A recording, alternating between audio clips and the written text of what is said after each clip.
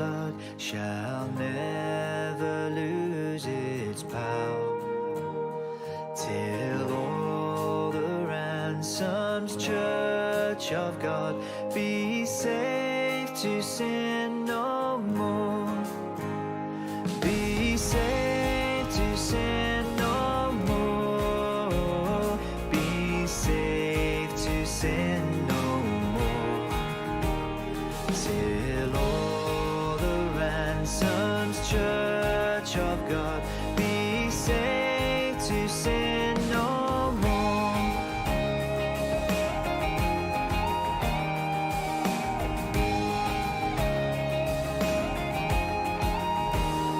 For since by faith I saw the stream your flowing wounds supply, redeeming love has been my theme and shall be till I die, and shall be till I die, and shall be till I die. Redeeming love has been my theme and shall be till I die.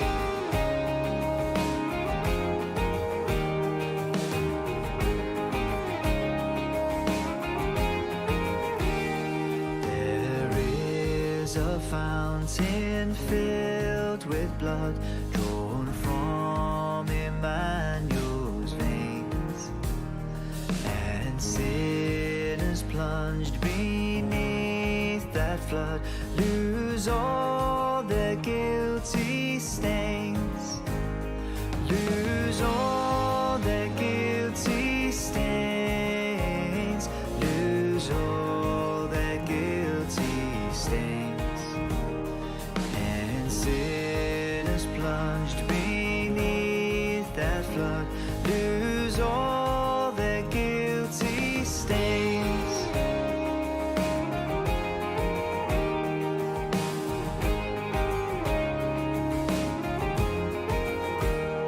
The dying thief rejoiced to see that fountain in his day, and there may I, though vile as he, wash all my sins away, wash all my sins away, wash all my sins away.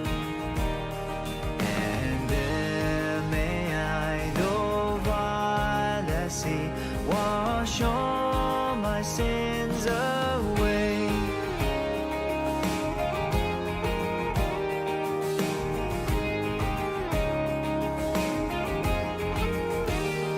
Dear dying Lamb, your precious blood shall never lose its power, till all the ransomed church of God be saved to sin no more.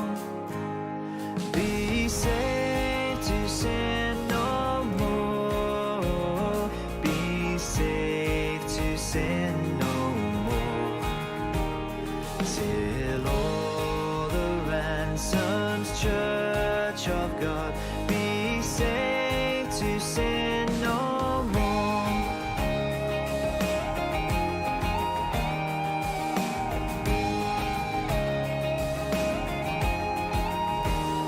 For since by faith I saw the stream your flowing wounds supply, redeeming love has been my theme and shall be till I die, and shall be till I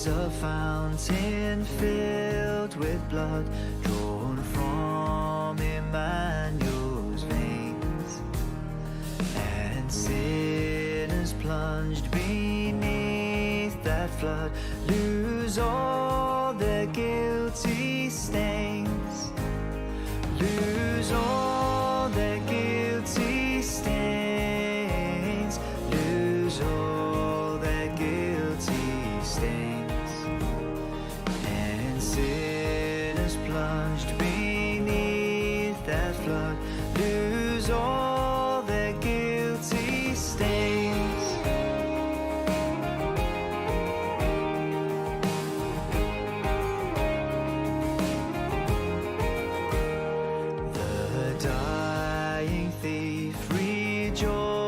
To see that fountain in his day, and there may I, though vile as he, wash all my sins away, wash all my sins away, wash all my sins away.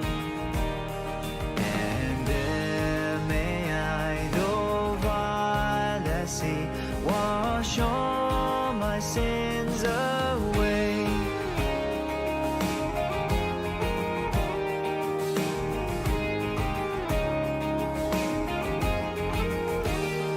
Dear dying Lamb, your precious blood shall never lose its power, till all the ransomed church of God be safe to sin no more, be safe to sin no more, be safe to sin no more, till all the ransomed church of God be safe to sin no more.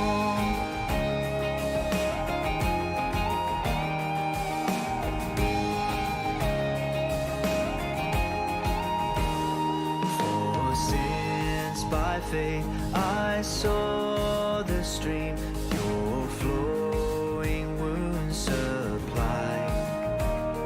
Redeeming love has been my theme and shall be till I die, and shall be till I die, and shall be till I die.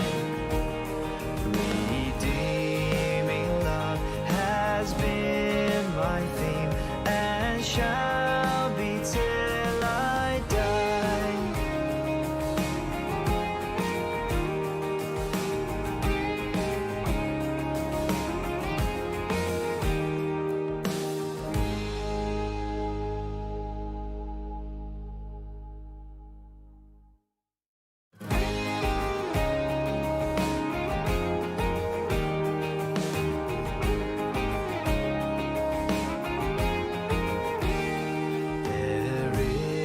A fountain filled with blood drawn from Emmanuel's veins, and sinners plunged beneath that flood lose all their guilty stains, lose all their guilty stains, lose all their guilty stains.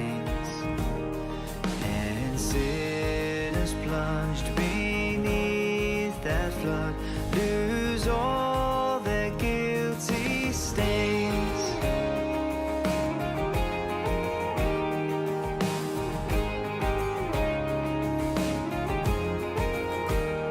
The dying thief rejoiced to see that fountain in his day. May I, though vile as he, wash all my sins away, wash all my sins away, wash all my sins away. And there may I, though vile as sea, wash all my sins away.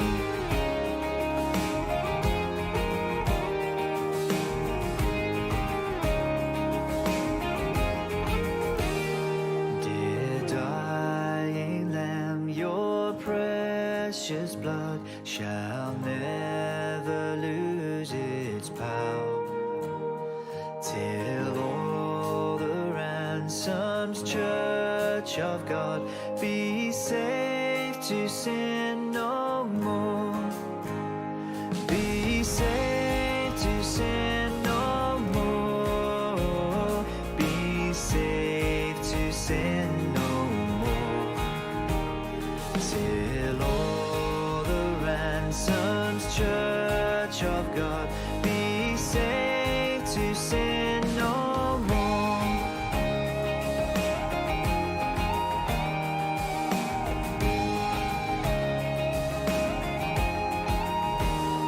For since by faith I saw the stream your flowing wounds supply, redeeming love has been my theme and shall be till I die, and shall be till I die, and shall be till I die. Redeeming love has been my theme and shall be till I die.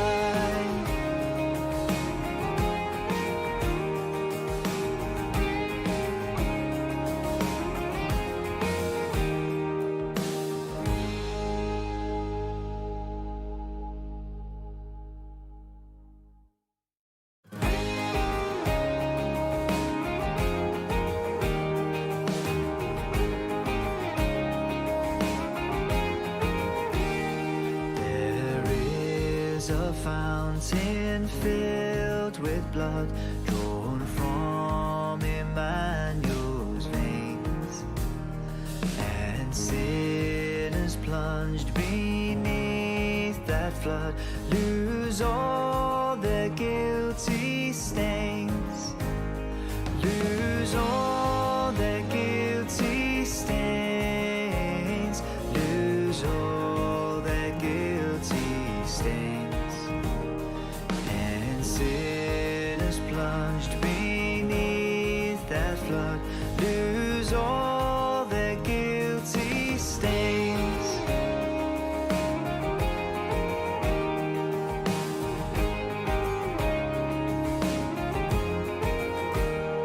The dying thief rejoiced to see that fountain in his day.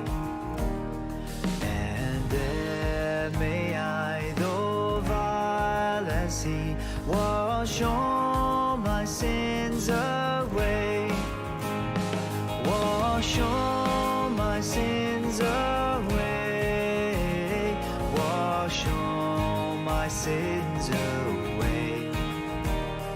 And there may I, though vile as he, wash all my sins away.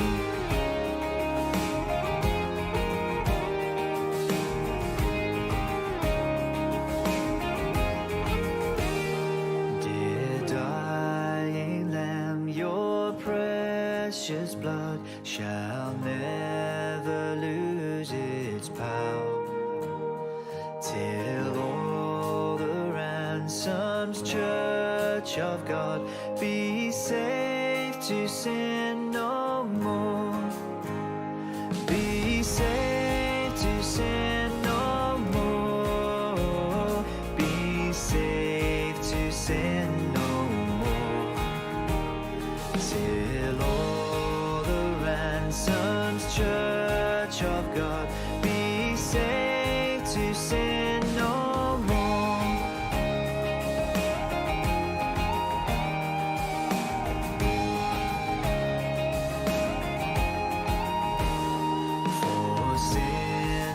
faith I saw the stream, your flowing wounds supply. Redeeming love has been my theme and shall be till I die, and shall be till I die, and shall be till I die. Redeeming love has been my theme and shall be till I die.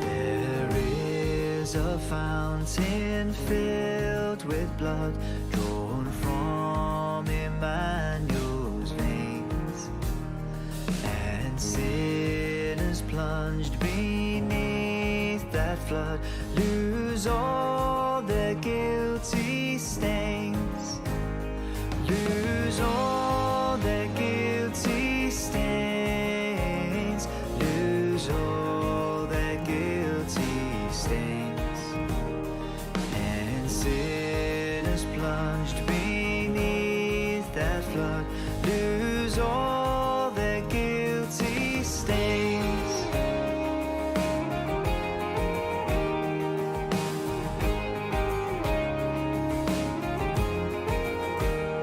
The dying thief rejoiced to see that fountain in his day, and there may I, though vile as he, wash all my sins away, wash all my sins away. Good afternoon and welcome. Good of you to join us here. There'll be more making their way into our building shortly as we meet with social distancing, and people are connecting on our website. Now we are streaming to YouTube, Facebook, and our website. And for those who are online, the best way to interact is to go to our web page, and there you can ask questions, and the link should appear somewhere on your screen up there, rosebaypc.org/live if you want to get to the exact page.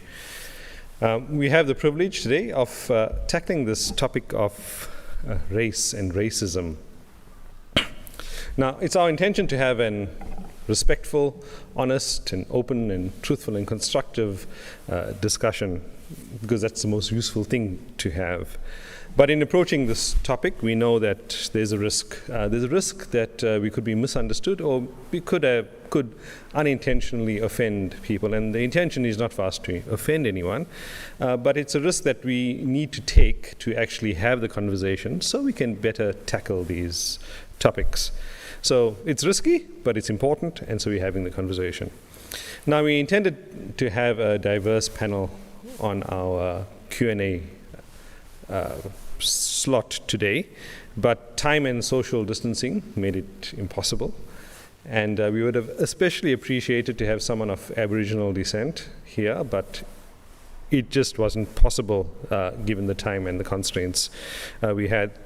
So today you're going to have to do with a Scot and a South African-born Australian of Indian descent to tackle this topic.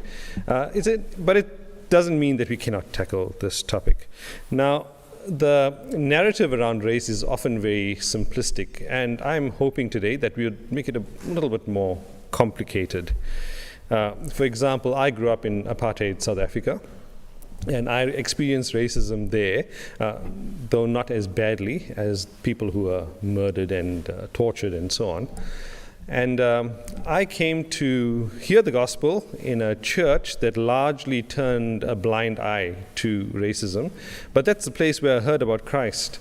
And so the relationship between the church and the gospel and race is often complicated. And so we need to embrace that complication and think about how we move forward. When moving to Australia, I also realized that we as Australians need to have this conversation. Just in the very first month of moving here, the person who was doing our relocation told me, I don't know why foreigners come and take our jobs. I had no idea. I had no intention to take a relocation job there, but fair enough to him for having that concern.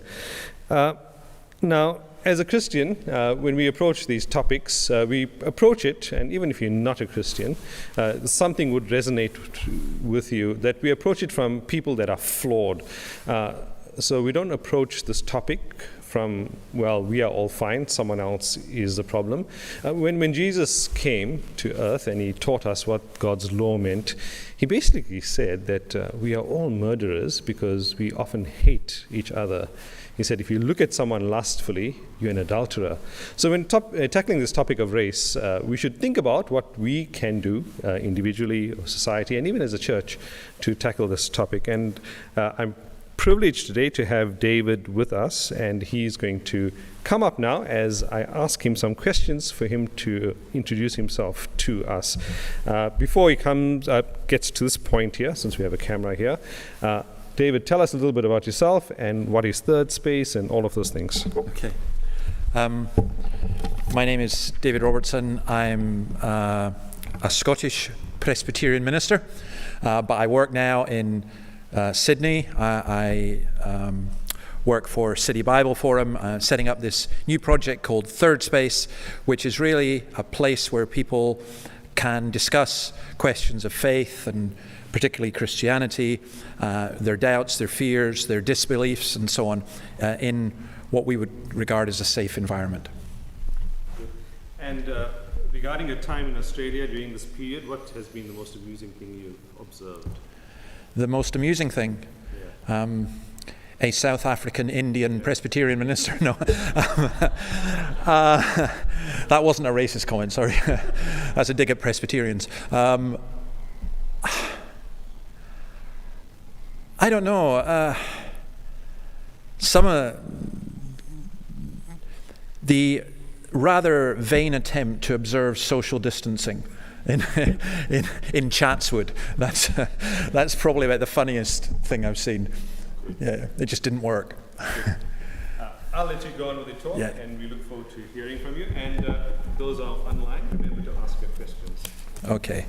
Yeah, it is my privilege to be here, although thinking all week, I was thinking, why did I agree to do this? Because it's a very controversial topic. However, it's something that I do genuinely feel really, really deeply about. I was speaking at a school in Western Sydney, and this girl who was an immigrant from Africa, well, she'd lived in Australia most of her life, but she came up to me at the end, and I had been talking about a book that I'd written for teenagers called Ask, and one of the questions, there were questions that came from teenagers all over the world, and I think one of the most moving questions was from a teenager in Kenya who wrote and said, why is it that God made white people superior to us? And the girl came up to me and she said, can you tell me the answer, please? And I spoke to her and I told her that all human beings were made in God's image equally, and she just started crying. And she said, I wish that's how I was treated. And I just thought, it's hard sometimes to understand what it's like to be discriminated against because of the color of your skin. I only had a little bit of it once when I was in Jackson, Mississippi, and I went to an African-American Baptist church, and there were 400 people there, and myself and my wife were the only white people. And suddenly I thought, oh, maybe this is how it feels. And I do think that human beings are essentially often tribalistic. I also think that racism is one of those terms that gets used a lot that people often don't understand what it is. And sometimes we use it about other people. Other people are racist, not us. And sometimes we have to look in a mirror. And I think here in Australia, one of the things that I like reading history, and I've been reading a lot of Australian history to try and understand, and I think one of the things that has chilled me a lot is I'm from Scotland, and I have here, I thought I'd wear these. These are my cufflinks that have the Scottish saltire on. And you'd say, oh, in Scotland we're not racist and we're proud of being Scottish. But the saltire was turned into the Confederate flag and the Ku Klux Klan. And when Scots came to Australia as well, there were some of us who treated the indigenous people here like animals, because many people did believe that indigenous people were not human. I read John Harris's One Blood, which I would highly recommend. I found it a deeply confronting and disturbing book in lots of ways.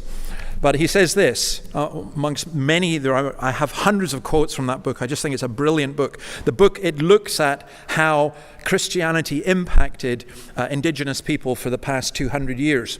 And it's a very honest book. It shows the negative side and it shows the positive side. And he says this, among the missionaries were those who saw with bitter and painful clarity that their dispossession of Aboriginal people by members of a so-called Christian nation contradicted the gospel and prejudiced Aboriginal people against the religion of the whites. Now there were, the problem is, when I put in the question, is Christianity the cause or the cure for racism? You have to define what you mean by Christianity.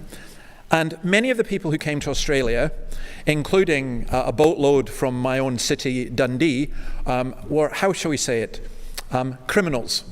They weren't necessarily coming here as missionaries. And it's interesting, the perspective that many people had of Christianity. So they believed that Christianity was a reflection of European, other words, white values. And they forgot who Jesus was and where he came from because he wasn't white. And they assumed that other people were somehow less, which is the very essence of racism. Now, I think if you understand Christianity in that way, then you've not understood Christianity. It's not Christianity, because Christianity teaches something profoundly different. And I thought I would there are several verses in the Bible I would mention, but this one, Acts 16, where Paul addresses the Greeks and in Athens, and he says this, from one man he made all the nations, that they should inhabit the whole earth. And he marked out their appointed times in history and the boundaries of their lands. God did this so they would seek him and perhaps reach out for him and find him, though he is not far from any one of us. For in him we live and move and have our being. As some of your own poets have said, we are his offspring.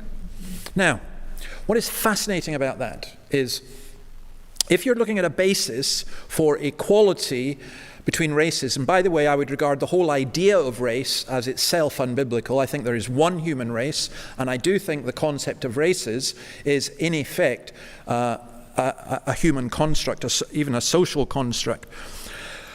But if you believe that all human beings are descended from Adam and Eve, as the Bible taught, then by definition we are all one human race. And that has profound implications, because in the image of God, says Genesis, we are made. Now that is a basis, whether you agree with that or not, that is a basis for equality. It is very difficult to see what the basis for equality is when you remove all of that. You may want it, you may like it, but what is the basis? And it's interesting because I find I've been trying to read a fair amount of Chinese literature as well, although forgive me, I'm not able to speak Chinese.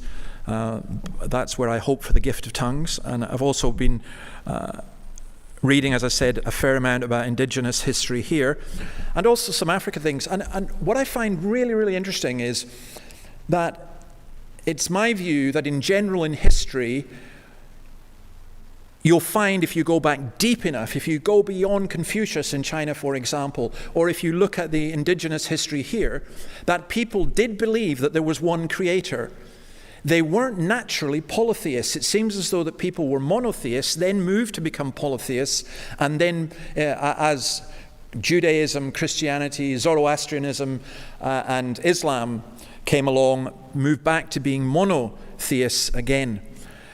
But my understanding from what I know of indigenous spirituality and the Chinese understanding as well is that there was this view of being one creator, and that certainly is the biblical view. And from this one creator comes his whole creation, which includes all human beings. So how do we end up with racism? James chapter 1 verse 1 says this: "What causes fights and quarrels among you? Don't they come from your desires that battle within you?" Well, take that as regards Australia. It was declared to be an empty land, so there was no need to do anything legal in terms of taking the land away from the indigenous people. And one of the reasons for simply doing that was this is a very rich country in lots of ways. Often you'll find that fights are about wanting to obtain things for ourselves. Now, I do want to say something at this point about slavery, because I was once speaking in a library in Brighton in England, and I was 2 minutes into my talk. I wasn't speaking about racism or anything like that, and this young man stood up and he said to me, "You're responsible for slavery." I probably shouldn't have done this, but I looked at him, thought it was so ridiculous, and I said to him, "No, I'm not. I sold my last slave a couple of years ago." And he just looked at me and went, "What?" And I said, "Come on, what do you mean I'm responsible for slavery?" "Oh, just by being white, you're responsible for slavery." I said, "Isn't that a bit racist? Just because of my skin color, you're judging me?" Now, my point, and I eventually got the opportunity to make it once he calmed down, is that slavery has always existed in human society. Always. It's very difficult to find any society that did not have slavery. What astounds me, by the way, is that in my time, slavery has returned to Western society. When I grew up, there was no slavery in Western society, but it's returned, as we'll see. For example, historically, over 1 million white Europeans were enslaved by Arab traders in the Middle Ages. Africans enslaved and sold one another. In the 17th and 18th century, I think the period which we're most familiar with in these terms, European slave traders took millions of Africans to the West Indies and America to staff their plantations. It was a shameful and disgusting trade, which sometimes the church, many in the church, acquiesced in. The universities acquiesced in. The states acquiesced in. It was ended only after campaigns led by such as the great Christian reformer William Wilberforce, at great cost to the British Empire. You need to remember that. It's hard to think of examples of people who gave up the slave trade. It cost the British Empire at that time some equivalent of hundreds of billions of dollars. Missionaries like David Livingstone and Mary Slessor from my own country were instrumental in campaigning against slavery within Africa. But today, this is not an argument about the past. Today, slavery still exists. There are people in the United Kingdom, there are at least 20,000 sex slaves. In this city in Sydney, there are people who are slaves. And that is difficult for us to grasp. I think there are also other milder forms. This is probably a wee bit more controversial, so you can write in if you're online and have a go at me for quoting Marx or sounding like I'm quoting Marx. When rich countries like Australia can't get people to do what we consider to be demeaning or hard jobs, then we import people from poorer countries, pay them less and exploit them. What Marx would call wage slavery.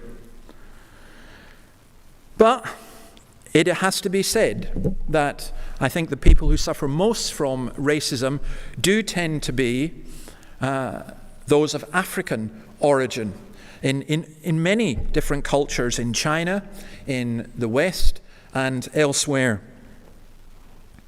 Racism is basically the belief that because of our skin color we are superior. Now, I want to suggest this as well as a slightly more controversial thing. I think white racism today, or Western racism, is not so much tied in with skin color, but with a kind of social Darwinian view that the highest evolution of the human species is largely white, middle-class liberals. Charles Darwin argued in The Descent of Man that the Western nations contain the civilized races of man, and they will almost certainly exterminate and replace the savage races. The full title of Darwin's work on the origin of the species was On the Origin of Species by Means of Natural Selection or the Preservation of Favored Races in the Struggle for Life. Those who accepted Darwinian evolution, in effect, believed that being a white European, you were at the top of the scale. And that has had incredibly harmful consequences. I find this almost impossible to believe, but it is true that in the 1920s in this country, parties of white Europeans came here to hunt Aboriginal people, indigenous people. The number of massacres that are recorded, I think that they are significant, but I suspect that there were many that were not recorded. The 19th century writer H.G. Wells, famous for books like The Invisible Man and War of the Worlds, in his New Republic said this, and now he was a classic liberal, Western liberal, and he said this, as for, he talked about how the New Republic would deal with the inferior races, and he said this, such as the black and the yellow man. He said, well, as for them, the world is a world and not a charitable institution, and I take it they will have to go. So you understand that here is somebody, a classic 19th century European liberal, arguing ultimately the indigenous Australians, Africans, Chinese, all will have to go because the whites are the top of the street. Now, it's incomprehensible for us to say, okay, you know, did people actually believe that? Yes, they did believe that. And they believed it because of their ideology. Now, today, of course, all liberal progressives would shout out loud their anti-racist credentials and how they believe that all humans are equal. But why? Why would you believe that? Professor John Haldane, Roman Catholic professor of philosophy from the University of St. Andrews, I heard him once give a lecture on equality in which he said, how are we equal? And I understood this exactly because I'm not equal to Usain Bolt in terms of speed. I don't have the same head of hair as the Presbyterian minister in this particular building. There are many things that I'm not equal to. How are human beings equal? The rational basis that Christianity has is that all human beings are created in the image of God, and that provides a real basis both for equality and for diversity. I find it fascinating that many white liberal progressives believe that their culture is superior and their values are better and should be accepted by the whole world. That's why you often get Western charities or government agencies giving aid to Africa, for example, with conditions attached. They want to impose their views on issues such as abortion on all the countries of the world. I remember once the Ghanaian president of Ghana came to the Scottish Parliament, and he was treated with contempt by some of the MPs who turned their backs on him because they were protesting against Ghana's laws on sexuality.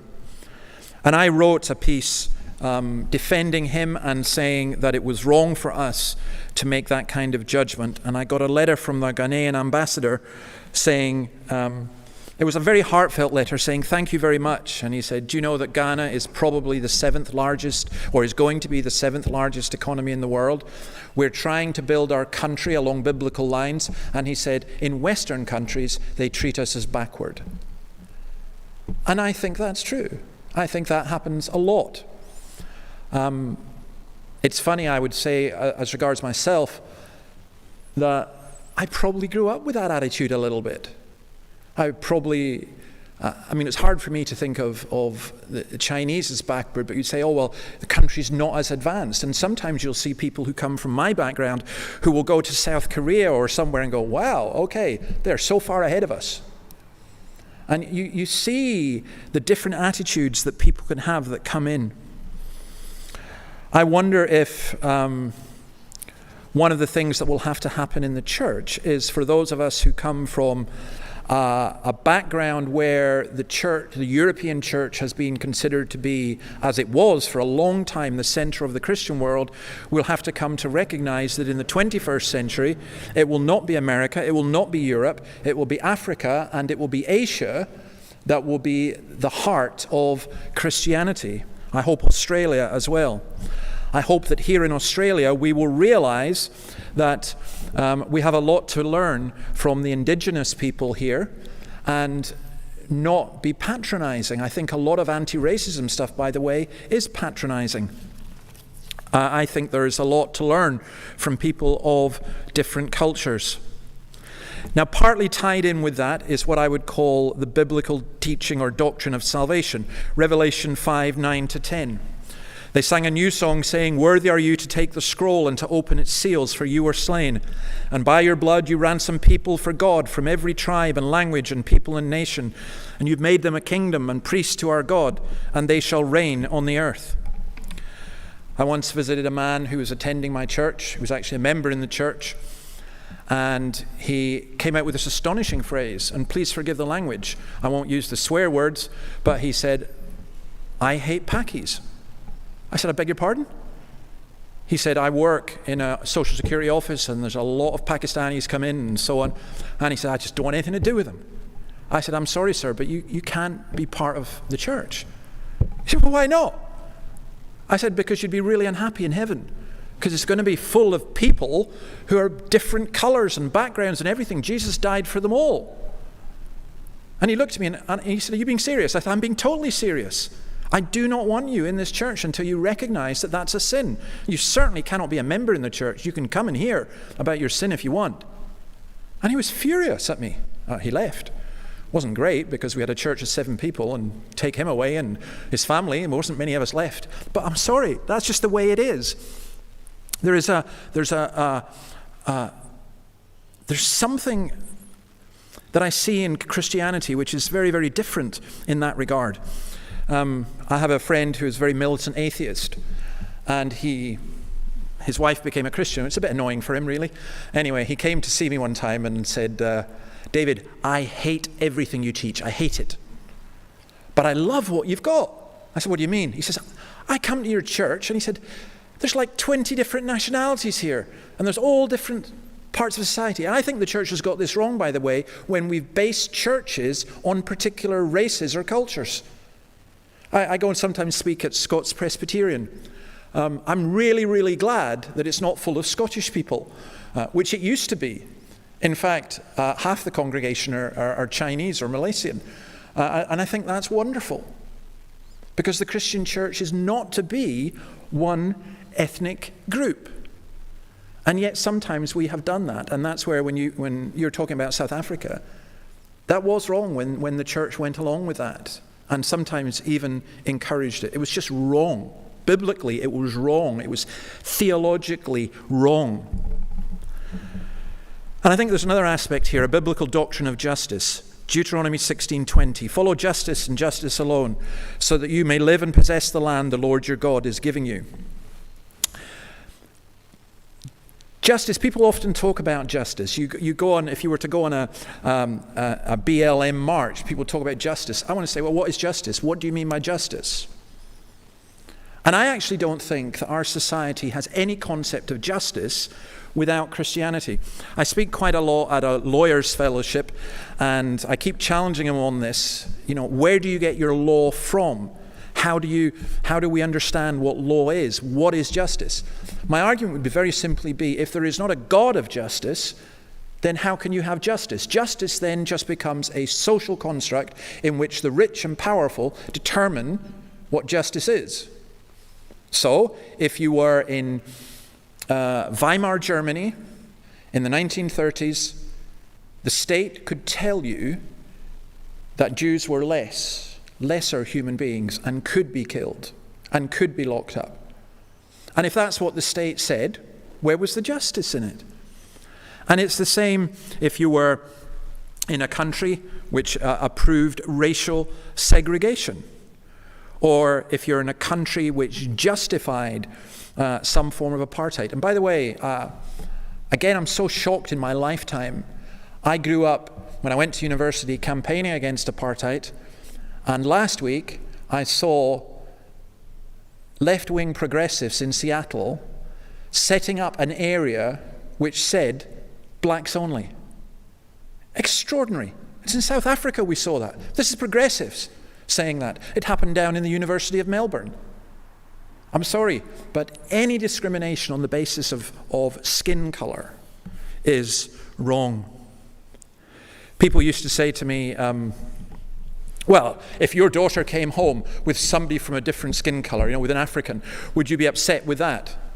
And I said, no, I'd be upset if they were English, but no, sorry, if you're English, that was an anti-racist joke. It was irony. But no, why would the skin color, the character? Martin Luther King's comment, we seem to have forgotten this today. Because he said, I don't want my children to be judged by the color of their skin, but by the quality of their character. And now we're reverting to this thing where, well, if you've got this skin color, you can get this job, or if you've got this skin color, then you've got a right to speak. But why are we judging people by skin color? It's just wrong. Follow justice and justice alone. And then lastly, I just want to say something about the church. And it comes really from Chronicles. If my people who are called by my name will humble themselves and pray and seek my face and turn from their wicked ways, then I will hear from heaven and I will forgive their sin and I will heal their land.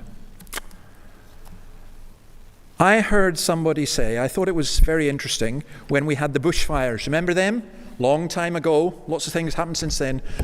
But when they said about the bushfires, I heard them say, this is the judgment of, this was an indigenous person, this is the judgment of God upon this land for the way it's treated the people.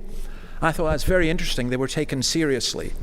If somebody like me had said it's the judgment of God for the way that this country has turned away from the laws of God, people would have laughed and mocked me. But they didn't mock this lady. And although it was a bit of an extreme statement, I think there's an element of truth in this. When we go against what God tells us, then why should we be surprised if we reap the consequences? And I do genuinely, I don't think I can repent on behalf of generations that have gone, but I do genuinely, as I read One Blood, I felt so ashamed that some of my ancestors probably participated in this brutal treatment of the indigenous people. That doesn't mean that I look and I want to elevate one race as superior over another now, just in order to try and balance things. That doesn't mean that at all. It just means that I lament for the sinfulness within human hearts, and I long for true reconciliation. And I am thankful. I have to say this, I have been in churches where I have seen racism. I don't dispute that. But I am thankful that I've seen, particularly in churches, a level of unity between the races, which for me has been a wonderful apologetic for the gospel. I don't mean to offend any of the Presbyterians here, but my favorite group of Christians in Sydney at the moment are still the Chinese Presbyterians out in Burwood. And I love those young people. And when I was in London, it was the Afro-Caribbean churches that I found particularly warm and strengthening to me. But I just think from a Christian perspective and from a human perspective, I care about people's cultures, absolutely, and the boundaries, as Scripture says. But I will never judge someone by the color of their skin. That to me is an absurd, illogical, and above all, unbiblical view. And I think Christianity is the cure for that, because Christianity is not absurd, it's sense, it's not illogical, it's very logical. And it unites us in the one person who can bring us unity, and that is Jesus Christ. So that's where I'm going to end, and there's enough there, I'm sure, to cause some questions and comments. But Glenn. Thanks, David. We have a question here. Was BLM right to protest the way it did? Do you condone the toppling of statues, the breaking of pandemic restrictions? Look, the toppling of statues is what Presbyterians did in the 16th century when we took over Catholic churches. So if you want to go there, maybe. I genuinely think it's such a daft thing to do in lots and lots of ways. It's such a trivial thing. I guess some people consider it symbolic, but when you have the statue of Abraham Lincoln being defaced, and this was the guy who fought the American Civil War to emancipate slaves, or right now they're talking about taking the statue of Lincoln down in Washington, which has a slave at his feet, and they do not realize, people are so historically ignorant, they don't realize that that particular slave, it was celebrating his emancipation, and apparently, I just saw a clip of his great-great-grandson, an elderly man pleading with these young, usually white radicals, don't take this statue down. This was put up to celebrate the emancipation of slaves. So no, I think that BLM is wrong. My slogan about this is, and I did write about it, is I do believe that the phrase Black Lives Matter is important, and I don't think it should be countered with White Lives Matter too, or All Lives Matter, because what it was saying was that I think Black Lives Matter just simply means this, that black people should be treated as equal. They matter as much as everybody else. But the organization Black Lives Matter, I find, to be honest, quite ridiculous. And I find it to be a pseudo-Marxist organization with views about the family and everything else that will do a great deal of harm to people of all races.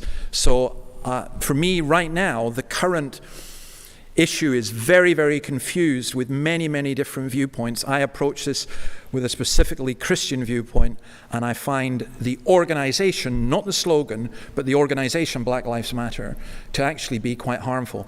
And in my view, by the way, and I'm very sad about this, I think race relations are in danger of being put back 50 years because of what has been going on in the United States and in Europe and possibly also here.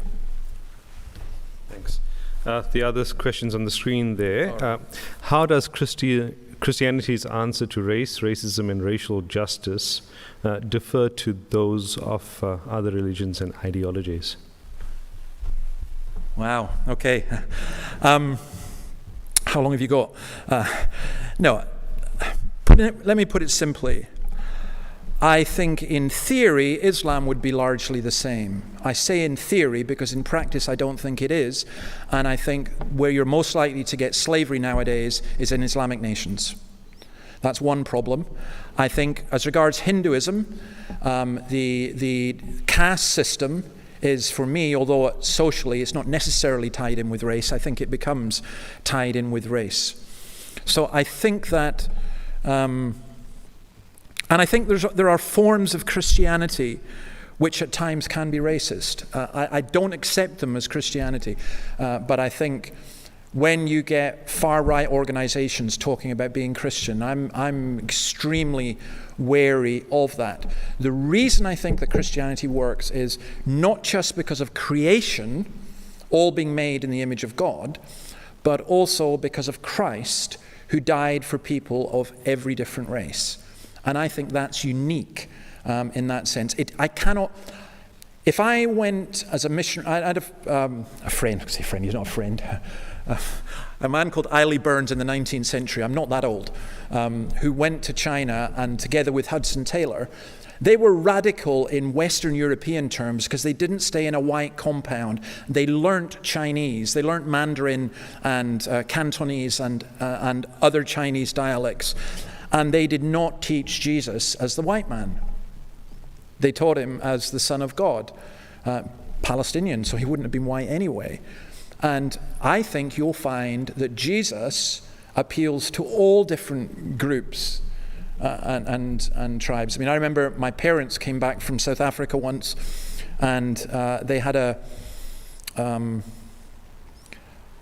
of picture picturesque thing of the Lord's table, the Last Supper, and all of the people on it was from Africa were black. And I remember as a teenager thinking, is that right?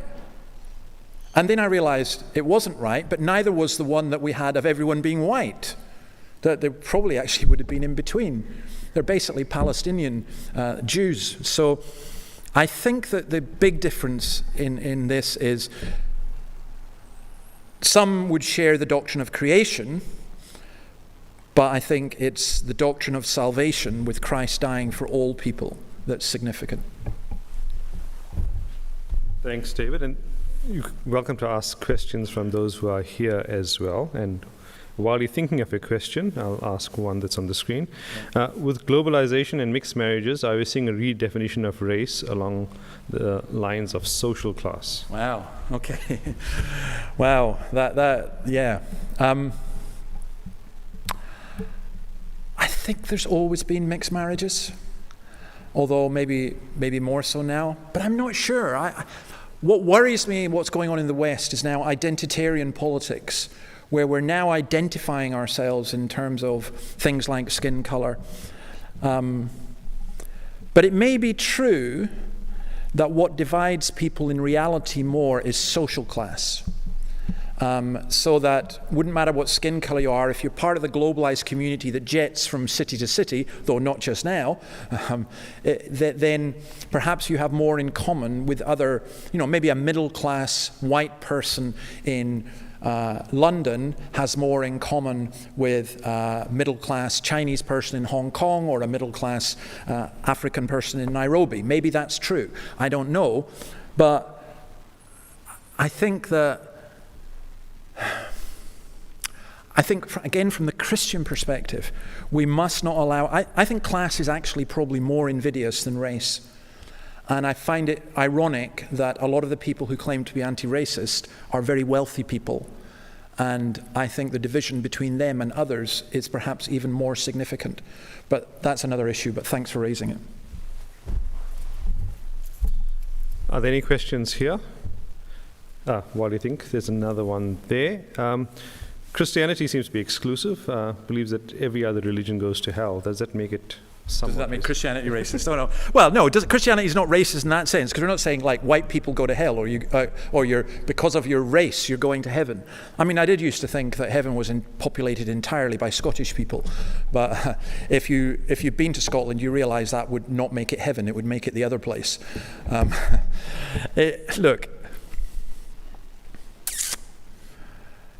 Nobody goes to heaven because of their social background, their race, where they were born, or even how they've behaved. It's whether we accept salvation from Jesus Christ, and Jesus said this gospel has to be preached to all people of every different background.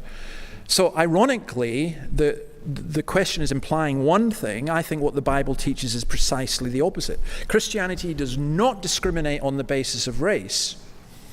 The question was kind of mixed up because it was talking about other religions. Only if you accept religions are racial, and I don't. Maybe there's some that fit in with tribalism, so you have tribalistic religions. I do not accept that Christianity is a tribalistic religion. It doesn't bother me a huge amount, what I said earlier, that I do think the center of Christianity in the 21st century is most likely to be East Asia, and if not, it will be Africa or possibly both. It bothers me that my own people, if you like, back in Scotland have largely rejected Jesus Christ, but the church will prevail because God is at work in many, many other places. There are far more Presbyterians. Scotland was the home of Presbyterianism, by the way, unless you accept that Jerusalem and the first council in Acts was, but in modern day Presbyterianism, Scotland was. There are far more Presbyterians in Ghana than in Scotland, far more in South Korea. I just think God will work amongst human beings, whatever the race. So I don't accept the premise of the question. Maybe I'll ask one of my own questions here. The church is constantly reforming, dealing with our blind spots and sin and all of that. And obviously in race relations, we all could do better on whichever side we are. What are some strategies or ideas or broad approaches you think could work to help the church move in the right direction, continue move in the right direction? I think churches should largely reflect the communities which they are in. So I'm not surprised when I go to Chatswood Presbyterian Church that there are a lot of Chinese people who are there. I'm intrigued that in St. Thomas's we have a significant number of Indian or Sri Lankan or Malaysian people as well. And that's reflecting the community in which we are in. And I think that's a good thing. I think possibly a good biblical theology, and each of us could reflect upon how we sometimes judge other people, if not by their skin, at least by their culture. And I think we need to be careful of that. I think we need to be really careful about patronizing people. I had a friend when I was at university. He was a bit bold. He was from Nigeria but brought up in the United Kingdom. And he used to say things that, as a white person, I couldn't get away with. Like he would say to me, "Oh, pale face, look at you. Go out and get a decent suntan." You know, he would mock me. But we were really, really good friends. We got on very, very well. And I found one of the things he said to me was that he hated most being patronized by people. I just think we shouldn't judge people by the color of their skin. It's interesting, the comment that you made about coming to take our jobs. You know, I've seen sometimes, you see racism in a different form. So someone maybe who's got black skin standing at a door somewhere, I've seen people assume that they were the door porter and not the professor about to give the lecture. And that's just a judgment that's made on the basis of skin color, and it's entirely wrong. I've just learned in general in the church not to judge people by their appearance. I mean, this is not a racist thing particularly, but I was in a meeting once and there was a man it was kind of quite posh American, and everyone was in kind of suits and stuff except this one man who looked like a tramp. And anyway, I was talking to him afterwards, and I thought basically he was a tramp, but we had a great discussion. And afterwards I got a phone call saying, "Oh, so-and-so wants to see you." Now, so-and-so was a multi-millionaire. And I thought, okay, I'll go round to his house. And I went round to his house, and it was the tramp. And I realized, okay, you've got to learn. Don't judge people by what they wear. Don't judge them by their skin color. Don't judge them by their outward appearance. So I think that's important. I think if you're in a church that historically has at times supported racism, there is a place for saying we got this wrong.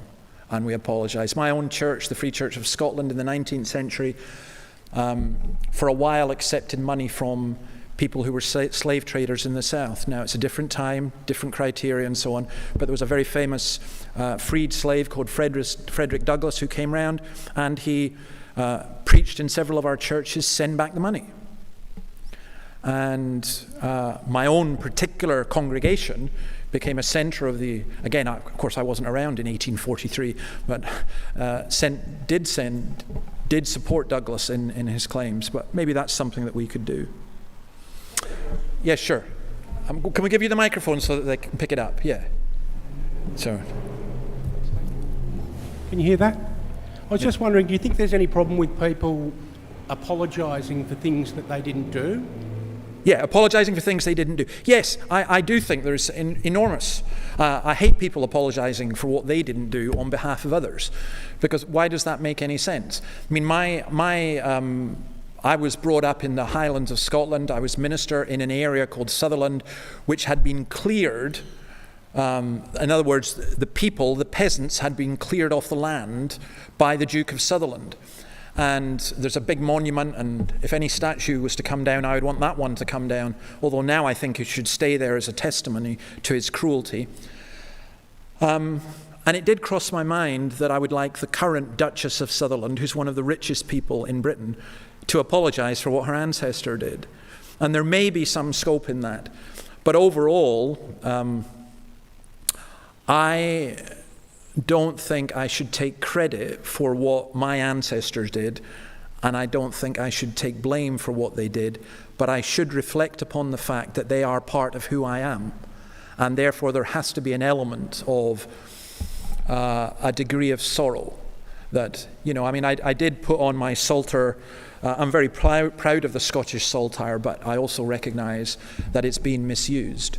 So I don't feel the need to defend every action that my ancestors took, and I don't feel the need to repent for every action that they took, but I do need to be aware of them, is how I would put it.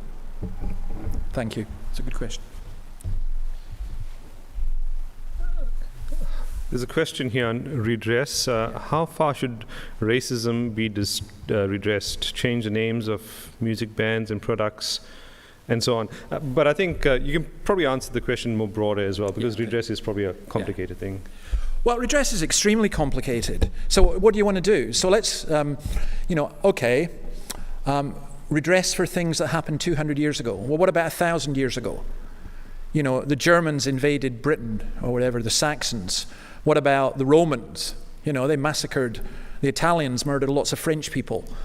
How far back are we going to go, and how much of all of this is involved? And I think there are lots of trivial things. I think music bands renaming themselves.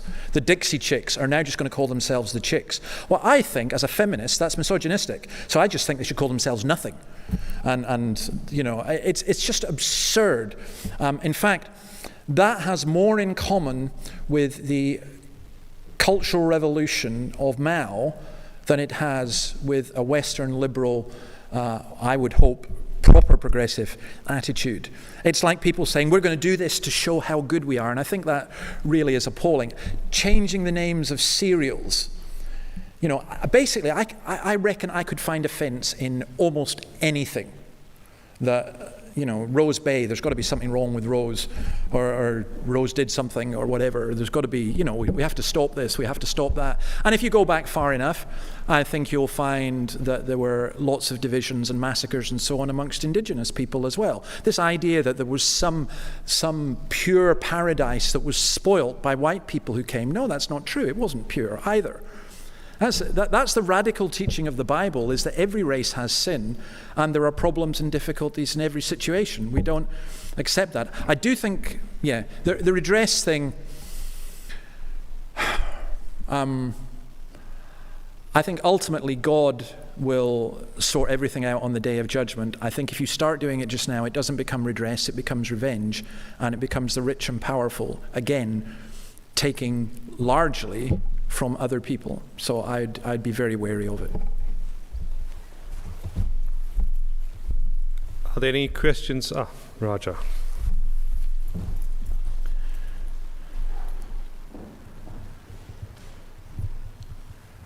David, thank you for that very interesting talk.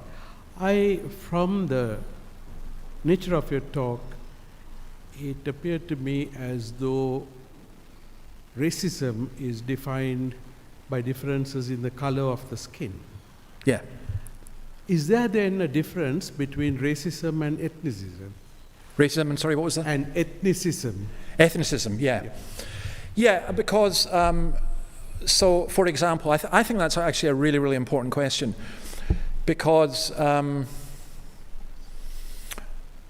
it's interesting. I was speaking to a Nigerian friend. Now in Scotland at the moment, I think we've got about 80 different Nigerian churches. And some of them are defined along tribal lines, on ethnicity. Or you had the situation in Rwanda and Burundi with the Hutus and the Tutsis. That wasn't about color of skin, but it was about ethnicity. And I do think that there are issues involved with that. My own view tends to be that racism, as we perceive it now as being primarily about skin color, is stronger, I think, now because of identitarian politics than it's been for many years.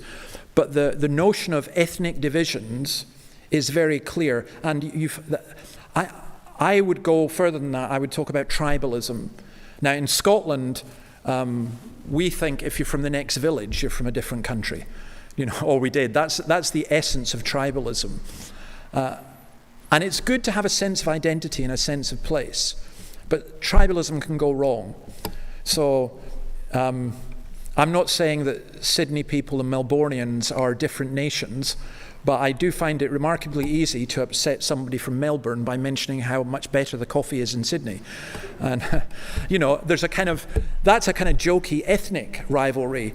But take, for example, I think it's a big mistake to talk about China and the Chinese people as just being one, because there are different ethnic groups within that. And in Europe, I mean, Europe was responsible for fighting 2 major world wars between different, if you like, ethnicities and different power groups. So I actually think that's an astute observation, that there is a difference between racism, which is on the basis of skin color, and ethnicity, which can be more different tribal or country bound. And I also think the earlier question about social class is significant as well. And sometimes all of these can get really mixed up as well. So that's helpful. See, I come from Sri Lanka Okay. originally, and the ethnic wars that Sri Lanka suffered Yeah. 10 So, yes, years Tamils. ago was far worse than what we are seeing now. Yeah. And sadly, I think as well, I should have mentioned something else, I think religion can come into that as well. I do think religion can be a cause of, or an aggravator for division amongst people. And I would be very, very wary of that. I think as a Christian, my responsibility is not to hate or to attack or to seek to convert other people by force, but just simply to live and to proclaim the love of Christ. And I think religion is very often a cause of the kind of thing that you're talking about. And I think in Sri Lanka that was you had the secular Tamil Tigers, didn't you? And then you had the Sinhalese Buddhist and so on. It was horrific. You're right. Yeah, sure. Is it possible at all that the devil could use racism to divide us? Oh, yeah. Could the devil use racism? Of course. The devil use anything to divide us. There's lots of things. You know, I love the fact, I tell you one of the things I love about Sydney. I did not expect this. Right now, you'll laugh at this because I come from Scotland and we're not known for our haute cuisine, you know, so haggis and things like that. And I come to Sydney and I just love the many different food styles that there are. I've had the best Thai I've ever had, best Chinese I've ever had, best Indian I've ever had, best Greek I've ever had. You know, maybe in Scotland it's not been that great, but for me it's just wonderful that we've got this variety. I think God made the world so that we would have variety, that we would be different people and so on. The idea that everyone in the world would be one color is as ludicrous to me as everyone being one height or one sex or whatever. And therefore, I think God made us as a human race. This idea of diversity and unity go together in that we're all made in the image of God, but we're diverse. I think what the devil seeks to do, to answer your question, is he seeks to destroy that. And I think he seeks to destroy it by getting us to destroy one another. And therefore, I think the most important thing for me always is to look at every human being as somebody made in the image of God. Whether you're lying in the gutter drunk, whatever skin color you are, whatever background, I have to have that. I do have that belief, but I have to act upon that belief. So yes. I'm going to ask a question. It's probably an obvious question. We know that Christians, while they can never justify racism, we all have different views about how to approach this issue and things like redress and so on.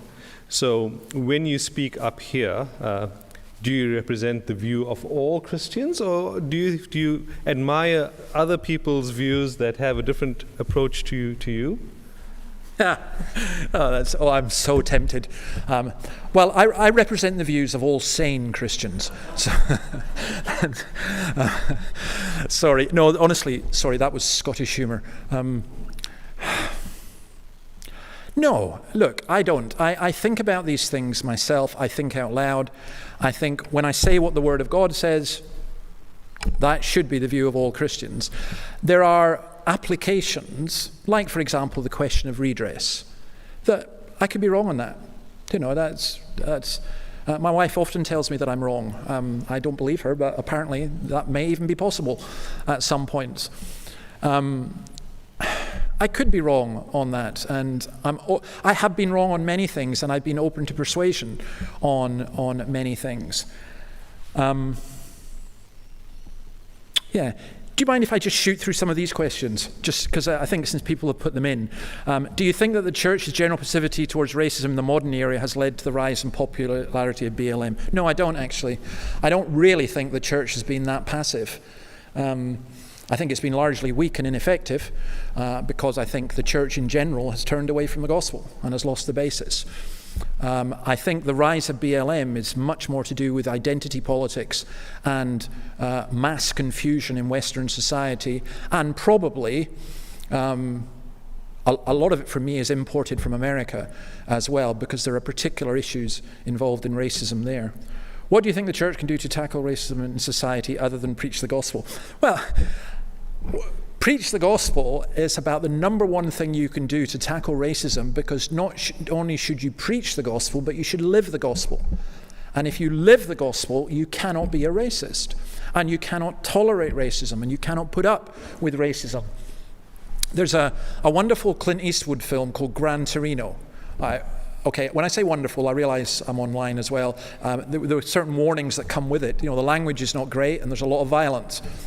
But plot spoiler as well for you, Clint Eastwood plays this grumpy old ex-soldier in, I think it's maybe Detroit or Cleveland, a rundown area of town that has become, like many rundown areas of towns, it's been taken over, in his case, by Vietnamese, by Cambodians, and various other groups. And there's a kind of gang warfare between different people and everything else. Anyway, he's got Vietnamese neighbors or Cambodian neighbors, and he treats them really, really badly. And it's really interesting what the film says about racism, because his family, white, of course, they're bankers and lawyers out in the suburbs, and they come in and they hear him using racist language, and they're, "Oh, Dad, you can't say that, you can't say that." And yet Clint Eastwood, this is the spoiler alert, is the one who ends up giving his life for a Cambodian boy. And you start thinking, all the talk about racist language, I want to know what people are actually doing. And I would say the same with the church.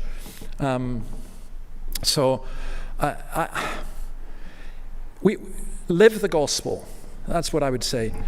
Is there such a thing as a superior culture? Yes, Scottish. If a culture believes in eating children, is that superior, inferior, or equal? Whoa, trick question. No. All cultures are sinful. Can we start with that one? There's no culture that's perfect. Are there some cultures that are better than others on some issues? Absolutely. Of course there are. But it's very interesting, every single human culture seems to have a basic set of ethics. Where does that come from? Paul in Romans 2 tells us that it comes from the law of God being written on people's hearts. Now, I think cultures inevitably change and destroy themselves. Okay, where's the one? I'm a Chinese migrant. My experience of Aussie church is that there's a separation between Australian-born Christians and migrant people. Is it language? Okay. That's a complex question. I'm also a migrant, but I'm not Chinese. Though in this world, I can be whatever I want to be, can't I, in the modern world? I can identify as Chinese, and I'd love to, because I love Chinese culture. But I would suggest this. I would say, and I've noticed this, I was with Koreans as well. If the church becomes a means of you retaining a particular culture, then there ends up being a problem. Now, most of the Chinese majority churches I've been in have not been like that. Sometimes language is an issue. So if it's a Mandarin church, speaking church, you find that second and third generation will often drift away. It's the reason why I think in St. Thomas's, where I go just now, on the North Shore, a number of the Chinese people who come are younger people. Though there are one or two older ones as well. I'll tell you, I'll offer you a controversial opinion that came from a Chinese gentleman who said to me that he and his wife, their experience was that Australian churches were very friendly, but it was hard to make friends. And I thought that's quite a profound remark. And maybe that's true of other cultures as well. and maybe something we need to reflect on. But my own belief, by the way, and I've no reason other than observation for saying this, is I think that just as in the United Kingdom, the one area in the United Kingdom where the church is growing is London, and that's because of migrants, largely African, but often also Asian. I actually think the salvation of the church in Australia will be from migrants and largely East Asian, in my view, at least in terms of numbers. Religion is the greatest evil humanity has inflicted upon itself, and Christianity is the worst of all of them. What is your response? To Jody, I would suggest you contact me personally, because I'm really trying hard to be restrained in my response at this moment. I would suggest that you need to find out something about religion and history, because your comment would indicate that your awareness of these things is somewhat limited. I do not think that Christianity is worse than, for example, the Baal worship where children were slaughtered. I find it difficult to see Christianity as being worse than Islam. I really do. And I think that there are all kinds of problems in that comment. I also don't think that religion is the greatest evil humanity has inflicted upon itself. That seems to me a highly prejudicial attitude. I suspect the invention of guns might be a greater evil. I think sexual abuse is a greater evil. You could even argue that money is a greater evil if you want to go that particular route. Christianity is not the solution unless it employs liberation theology. What are your thoughts? Absolutely not, because liberation theology is not Christianity. If you use liberation theology as the idea of theology, in other words, knowing God should set us free, amen, true. But liberation theology is in effect a kind of pseudo-Marxism which is disguised as Christianity, and that doesn't help anyone. It really doesn't. Thoughts on some of the methods? We've already mentioned those: riots, cancel culture. No. We fight racism with love. Is Christianity homophobic? Nothing to do with the subject. Come back again for another one with that. Anything else, or are we just about done? I think. I think if people are still on, they can keep their questions going, and David, he writes a blog, so he can always get to bigger issues. People can always contact me as yes. well, the wee fleas. Yes, exactly. So thank you so much for joining us here and online. I don't think there's any closing words that we need to say. Can I just say one thing? Yes. Yeah, sorry. When I'm saying about apologies, I do honestly want to say this. If anyone has experienced racism within the Christian church, I'm a pastor in the Christian church. In one sense, I'm not going to speak for other people, but in this I am. I'm deeply ashamed that anything that goes by the name of Christian should ever behave in a racist manner. And I do ask that you accept our apologies. Also, by the way, if I've said anything on here that's offensive to you in any way, then get over it. No, I do apologize. I don't mean to offend people. And I really, really do want to say this, that I've experienced myself the unity and the joy that being in Christ brings. And I will tell you this, that I have much more in common with a fellow Christian of whatever skin color than I do of people from my own country, in some ways even from my own family. And I think that level of unity where we're all one in Christ is deeply moving and deeply important. But I meant what I said about the apology at the beginning. If you've experienced racism in the church of any kind, whatever your skin color, then we are deeply ashamed of that. And we hope that you will exercise the same forgiveness that Christ has given to us. Thanks, David. Those are good words to end on. For those of you who are joining us online, remember to post your questions, keep in touch with us. You can get us on our website. Thank you, and thanks for joining us.